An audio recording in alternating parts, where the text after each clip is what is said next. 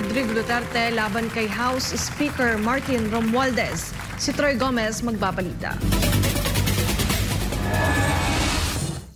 Tiniyak ni Senadora Amy Marcos na mananatili siyang loyalista o tapat kay dating Pangulong Rodrigo Duterte sa kabila ng umano'y destabilisasyon sa liderato ng Kamara. Matatandaan na sa isang sesyon sa araw ng Lunes sa Kamara ay dinepensahan ni House Speaker Martin Romualdez ang sarili laban sa banta sa...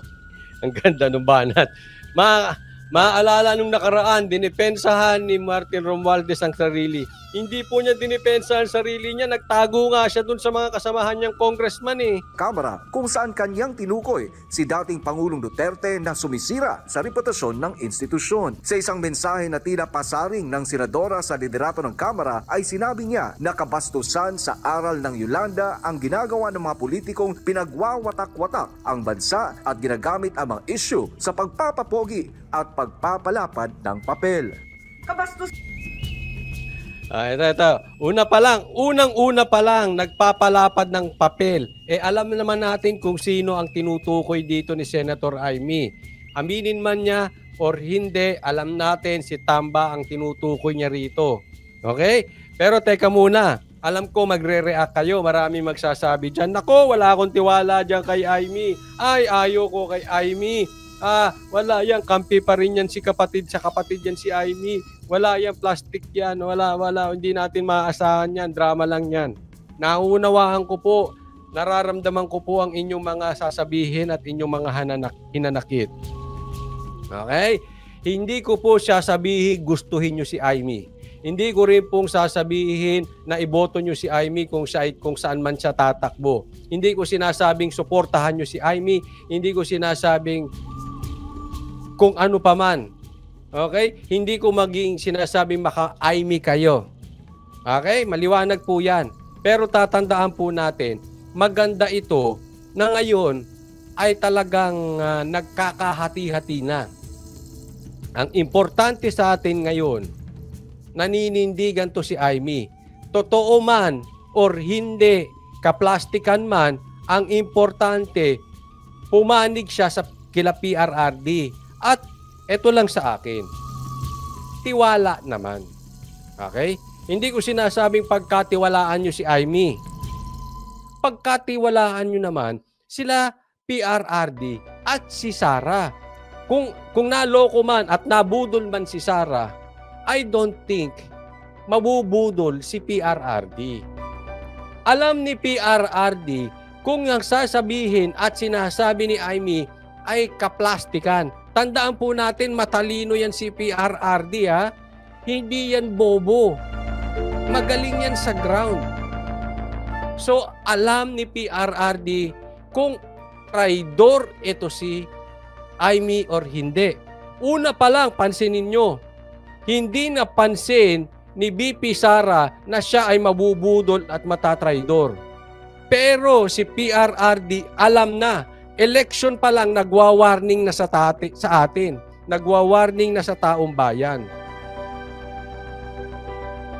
Okay, so ang sa akin, tiwala kay PRRD. Hindi kayang lokohin ni Amy Marcos si PRRD. Kung niloloko man yan, alam niya ni PRRD at kung kailangan sayawan, sasayawan yan just to advance yung political needs sa ngayon. Dahil sa ngayon ay nagkakahati-hati. And as for me, maganda tong sinasabi ni Amy. Kasi kung yung iba kumakalas kay PRRD, kung yung iba ay tumitira kay PRRD na dati niyang kasamahan, eto si Amy, lantaran, nagpa-presscon para suportahan si PRRD. At sa akin, I will accept that at face value. Okay na po yan. Ha? Ngayon, tatandaan natin sa bandang huli naman ng singilan eh. As for the moment, kung gusto nila magsayawan, sumayaw muna. Dance to the music. And we know, master tactician si PRRD. He knows what to do if ever fake or hindi fake si Amy. Saan sa aral ng Yolanda ang pinagkakaabalahan ng mga politikong ginugutay-gutay ang bansa at ginagamit sa pagpapapogi at pagpapalapad ng papel. Pagpapapogi, pagpalapalapad ng papel. O alam naman natin, lahat na tinawag niya na. Dinescribe niya na ng todo si Tamba. Ang aral na itinuro sa atin ng Yolanda, eksaktong 10 taon na nakalipas sa araw na ito, na aking ginugunita, na walang delubyo ang kanyang lumunod sa lakas Pilipinong mulat at gising. Ayon kay Senadora Amy Marcos na kung tumalikod ang Kamara sa kanilang dating mainit na suporta kay Duterte ay hinding-hindi niya ito gagawin. Paliwanag niya na isa rin siyang loyalista gaya ng kanyang ama na si dating Pangulong Ferdinand Edrelin Marcos Sr. na mananatiling tapat at maninindigan para sa mga tunay na kaibigan. Doon, Yan lang ang medyo ayaw ko kay Amy. Lahat na lang ng kanyang sasabihin, kailangan banggitin niya yung kanyang ama. Ama.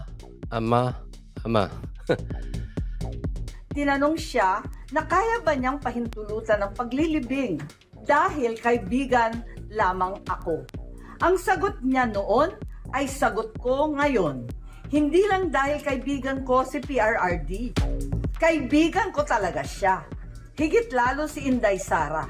Mga kaibigan ko sa pagpapaunlad ng bayan, pagpapanatili ng kapayapaan at katahimikan at pakikipaglaban. Sabi dito ni Glory Casanova, bravo, Amy, sa ngayon. Ayan, di ba? Same thing.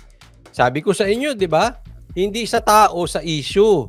Kay Rocky nga eh. Binira-bira din natin. Pero sa ngayon, maganda sinasabi niya, gusto natin yung tayo niya. O pasalamatan. Ibig ba sabihin, gusto natin si Rocky? Hindi. Gusto natin yung tayo niya ngayon. Pero alam naman natin ang loyalty niya kung nasa kanino. Di ba? Kontra sa puwersa ng kasamang naglalaganap na katiwalian, gutom at katraidoran. Yun. Katraidoran. Sino pa ba ang traidor ng bansang Pilipinas ngayon? Sino ang number 1 na traidor ng bansang Pilipinas ngayon? Kayo na humusga kung sino tinutukoy ni Senator Amy dito. But as for me, ang aking opinion, si Tamba ang tinutukoy niya rito. Meron pa bang iba? Yang pagpapapress ko niyan ay pinapakita niya ang kanyang support kay PRRD. Uminit ang ulo niya dahil nagalit siya sa mga galawan ni Tamba. Ito sa akin. Nagugustuhan ko yung tayo ni Amy dito. Hello? Check. Okay ba? Nawala ata yung sound ko. Check. Nagugustuhan ko yung tayo ni Amy dito. Totoo man, plastic man or hindi, pero tinanaw niya ng utang na loob. Alam nyo, nakikita niya na ang matagal nilang pinaglaban ay yung mailibing ang kanilang ama sa libingan ng mga bayani. At alam natin, talagang may kamay dito si PRRD sa pagpapalibing sa libingan ng bayani ni Ferdinand Marcos Sr. Kaya sana, ito naman ay sana,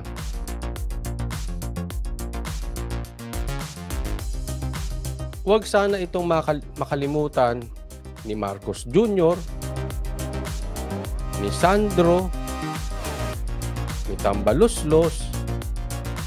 Tingnan nyo naman.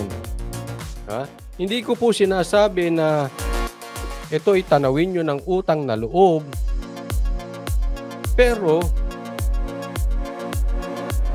huwag naman traidor. Yan yung tinutukoy ni Amy. Huwag naman traidor. Rumispeto po yung matanda. Rumispeto po si PRRD. Nagbigay respeto doon sa yumaong Marcos. Kayo ba ay ang bilis nyong makalimot sa kabutihan? Dapat ang kabutihan ay inaalala yan. Ang nagiging problema ngayon, parang nang dahil sa pangarap, sinisira. Tatandaan po natin, ako po ay hindi naman Halimbawa, sa magkakaibigan, magkakapamilya, hindi po natin ibebenta ang prinsipyo natin. Halimbawa, may kaibigan ako, iba ang paninindigan niya sa politika, iba paninindigan ko sa politika. May kanya-kanya tayong tayo. Pero yung relasyon natin, ang totoong professional, hindi dapat masira. Magkaiba man tayo. Dilaw ka man, pula ka man, berde ka man, asul ka man, puti ka man. Kung tayo ay magkaibigan, magkaibigan tayo. Walang traiduran, walang siraan. Sabihin mo kung bakit yan ang pinapaniwalaan mo, sasabihin ko, ito ay pinapaniwalaan ko. Kaya lang ang nangyari dito, ito ay pinersonal si Sara. Yun po ugat nun eh. Hindi po totoo yung sinasabi trabaho lang, walang personalan. Kalokohan po yun. Loko-loko lang ang maniniwala sa inyo nun. Personalan, ay trabaho lang, walang personalan. Kinabukasan, tinanggal nyo si Gloria. Tingnan nyo po si Gloria po ay dating presidente. Sa loob ng isang taon ata, 2 beses nyong dinimote si Gloria. Dahil ba si Gloria ay masamang tao? Or dahil ipinapakita ni Tambaluslos ang kanyang personalidad? Si Tamba ay kitang-kita natin ang pagka-insecure sa posisyon. Siguro siya napapraning na siya. Hindi ko alam kung anong tinitig. Napapraning siya na dito si Gloria ay hindi niya makuha yung loyalty. Bakit na kay PRRD pa rin to? Hindi niya na baka mamaya ipatanggal pa siya nito, magkaroon ng kudita sa Kamara. Ganun po, ka-insecure sa posisyon at sa loyalty si Romualdez. Kitang-kita po. Isipin mo, dating presidente, 2 beses mo i-demote sa isang session? Grabe yun. Saan ka nakakita ng ganun? Nasamantalang, ang nagdikit ng unit team ay si Gloria. Nakita nyo? Itong taong to, hindi marunong tumingin hindi marunong tumanaw ng utang na loob dahil sa pagkaganid sa pangarap, dahil may gustong maabot. Alam nyo po, it shows his character. Itong nangyayari ngayon, na-expose, and let me repeat that, na-expose ang character ni Tamba. Ano talaga ang pagkahagawa ng kanyang kalooban? Kitang-kita. Matindi po. Sinabi ng senadora na walang makakapigil sa kanya para mag-ingay laban sa pagtataksil at pambabastos sa taong nagbigay galang sa kanyang ama noong pinahintulutan ng dating presidente na mahimlay sa libingan ng mga bayani ang kanyang ama. Inuulit ko, noong 2015, ako ang una at kaisa-isang gobernador na nagdeklara ng suporta para kay Presidente Duterte. At kahit ako ang nag-iisang matitira, maninindigan ako para sa kanya. Yan yung mga gusto ko. Again, alam ko na sabihin nyo, totoo to, hindi, plastic o hindi. Basta, ang importante sa akin, nagsalita ng specific na pwede nating singilin yan in the future. Maninindigan ako kahit mag-isa na lang ako.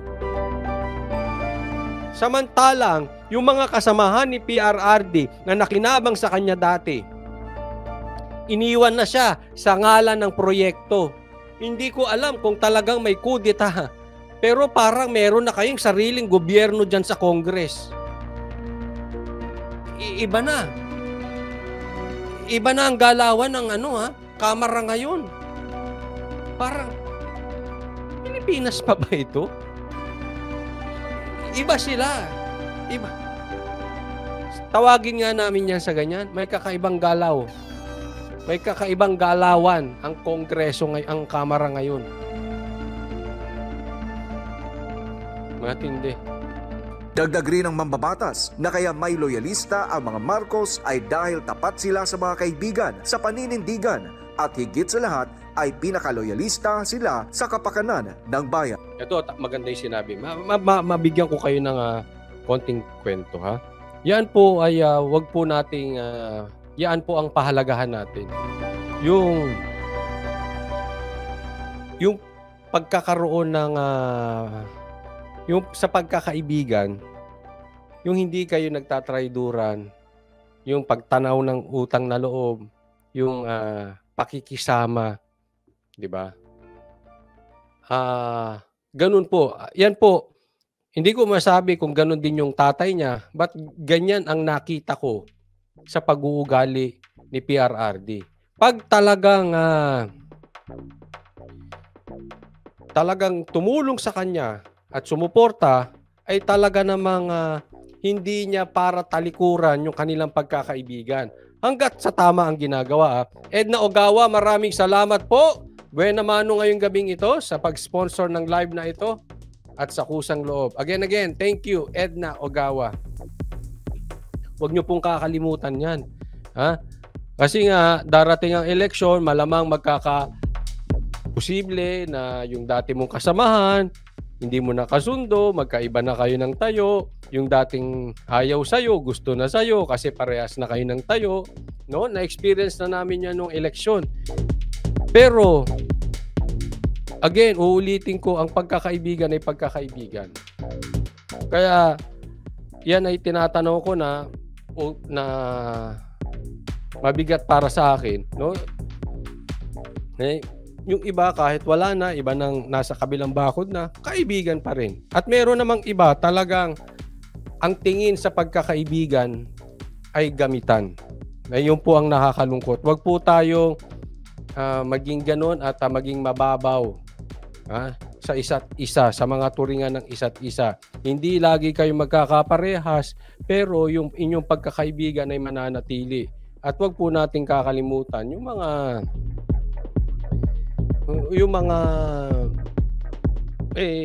tumulong, di ba? Hindi naman sabing tumanaw ka ng utang na loob kahit mali na yung pinapagawa. Hindi po ganoon ang ibig ko sabihin. Kaya lang, hindi tayo dumating sa tayo ay maturingang traidor. Iba po yun. Iba yung magkaiba kayo ng pananaw, iba yung traidor ka na. So, yan ay nakita ko kay PRRD, hindi naging traidor. Harap. Kung nakaharap siya, harap ang makikita mo. Kung nakatalikod, nakatalikod. Hindi yung meron ka nakikitang tao ganyan, no? Harap-likod. Pagkaharap mo, mabait. Pag talikod mo, sinisiraan ka. Si PRRD, hindi ganun. Okay, tuloy po tayo.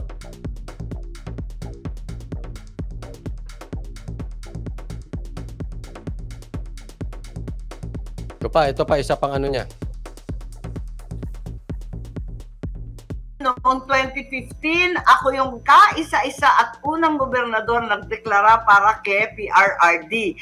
At kahit ako ang matirang nag-iisa, maninindigan pa rin ako sa kanya. Kasi ang dahilan na marami kaming loyalista, kasi yung tatay ko nananatiling Yan yung sinasabi ko, ayoko sa kanya yung tatay ko. Puro si tatay ko yung si tatay ko. But anyway, ako naman ay natutuwa kay Amy, no? Well, kayo na, alam ko na sa ano nyo na hindi, kapatid pa rin yan, peke. What is important? Kung kampi man yan sa kapatid niya or hindi yun ang issue. Natural, kakampihan niya kapatid niya. But ang issue dito, yung laban ng tambaluslos at ni PRRD, na kay PRRD siya at hindi niya tinatalikuran. Alam mo, ako po ang sumasama ang loob doon sa mga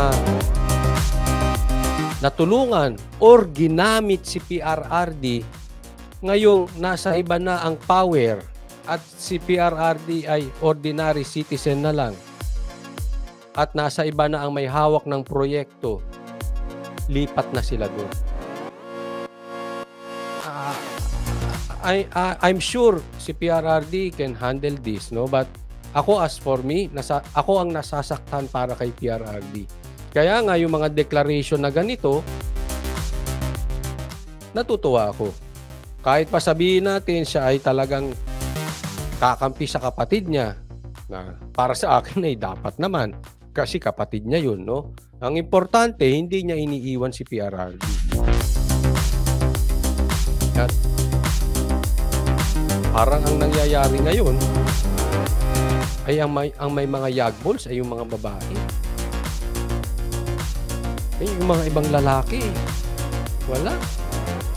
Walang mga karakter, walang mga tayo, mga tahimik. Itong mga babae, sila pa yung talagang tumatayo sa tabi ni PRR.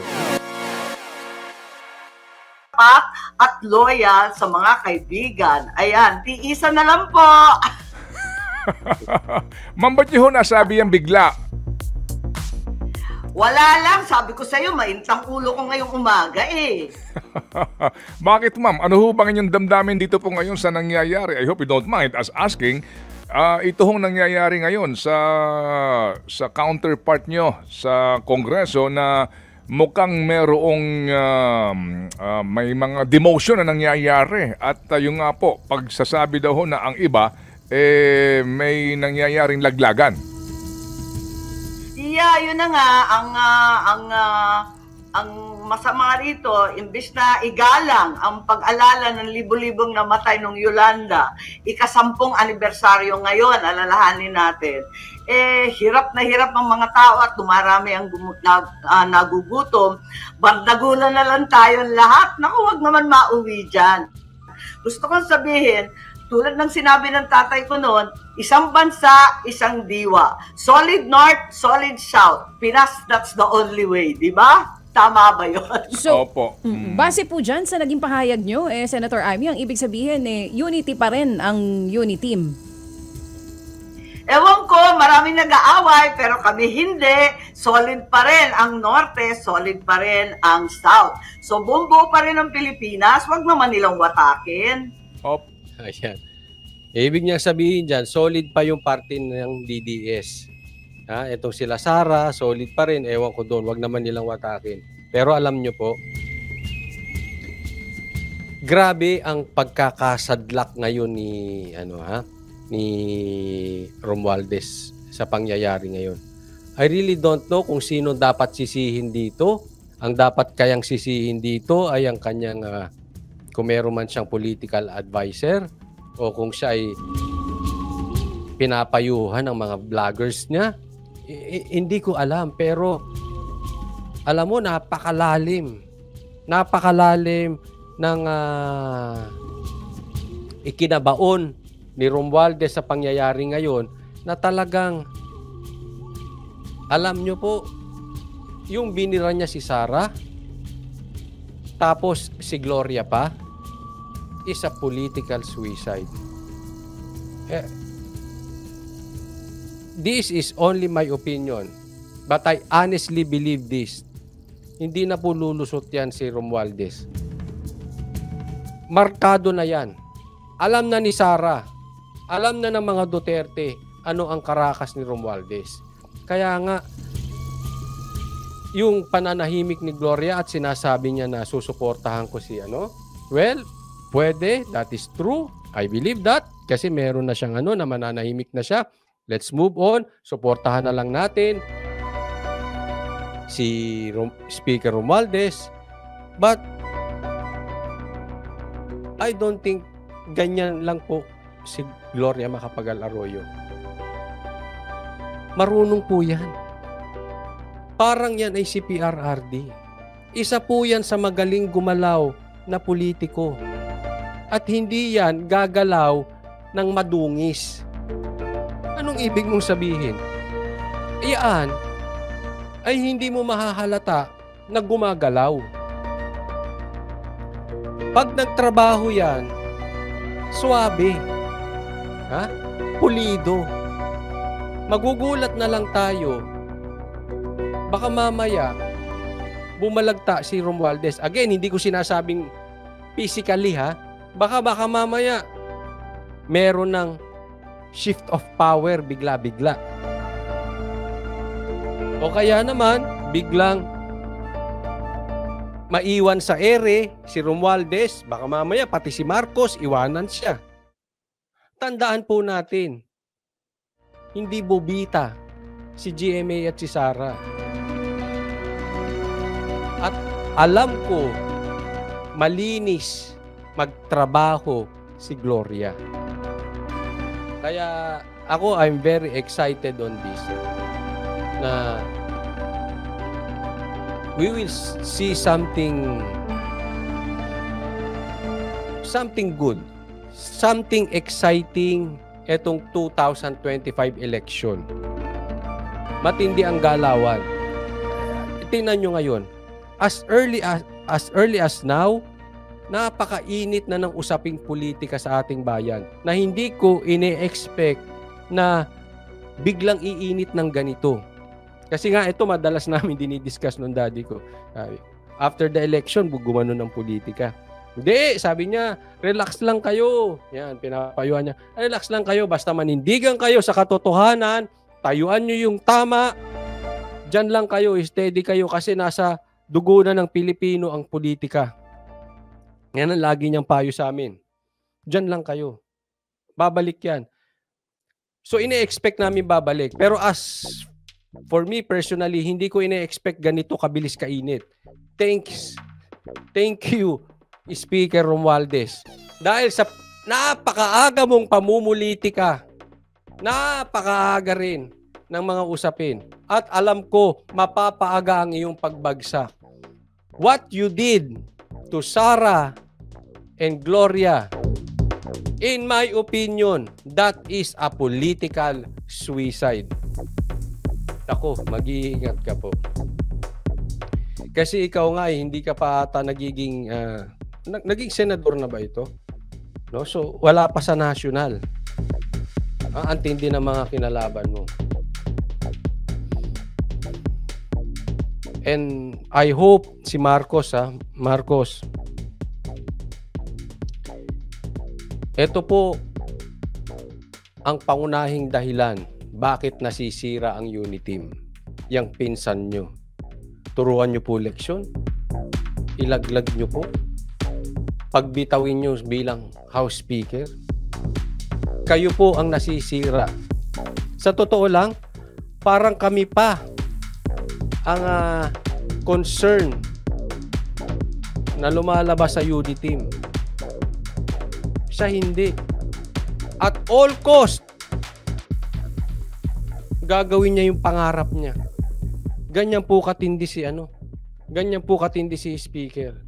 Parang napapraning na. I mean, sabi nga ni narinig ko to kay Malutekia, may paranoia na ata ito si si Romualdez.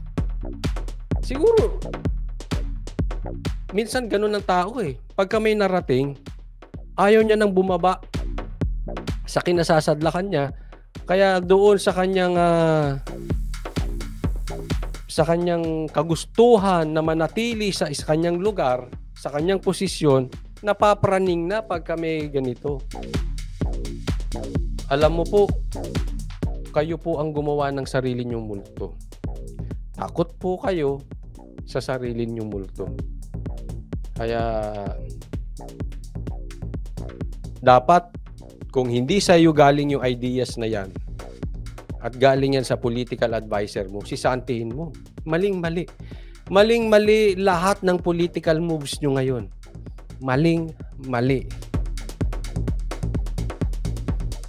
Wala. Dapat may mag-advise dito. Ano na siya? Parang hindi na makontrol. Sunod-sunod na. Kita mo, nagkakagulo na ngayon. Isang salita lang ni Duterte, yanig sila lahat. Sino ba ang nagpapawatak-watak, ma'am? Nako, secret na public secret. Bahala na kayo. Opo.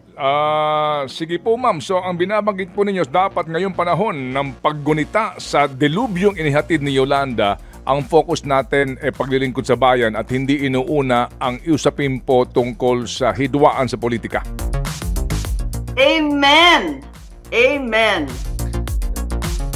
Ang aga po, no? Tingnan nyo. Isipin mo, nagkakaproblema tayo dito.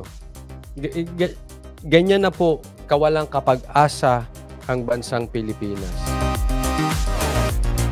Ang laki ng problema ng Pilipinas sa presyo ng mga bilihin. And yet, itong kongreso natin, itong kamara natin, nakafocus sila. Gumawa pa sila ng resolution para atakihin si PRRD. Ganyan sila kapraning. Kaya kitang-kita mo yung yung puso eh. Napakaaga. Can we just focus doon sa paano natin matutulungan ng bansang Pilipinas? Hindi yan pamumulitika. Tigilan nyo na po tigilan nyo na si BP Sara. Mali yung diskarte mo, Romualdez.